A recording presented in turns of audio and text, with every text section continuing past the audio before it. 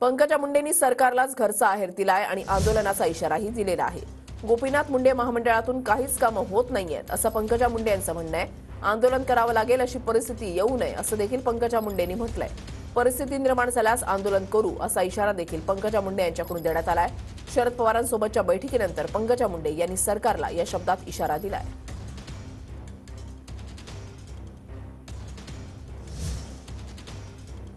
तर पुण्यामध्ये पवार आणि पंकजा मुंडे यांची भेट झाली। ऊसतोड कामगारांच्या प्रश्नाच्या भेटीसाठीचं हे कारण होतं आणि एक महत्त्वपूर्ण बैठक झाली। याच्यामध्ये ऊसतोड मजुरांचे प्रश्न याच्यावर काही चर्चा करण्यात आली। मात्र याच वेळेला पंकजा मुंडे यांनी सरकारला घरचा आहेर दिलाय। गोपीनाथ मुंडे महामंडळाचं काम पुढे जात नाहीये, त्यामुळे तुम्ही नाराज आहात। तुम्ही काही करेस्पॉन्डन्स केलंय का मुख्यमंत्री? मी नाराज हा शब्द वापरला नाही, तो शब्द मी खूप वर्ष झाले ऐकते। मी असमाधानी आहे।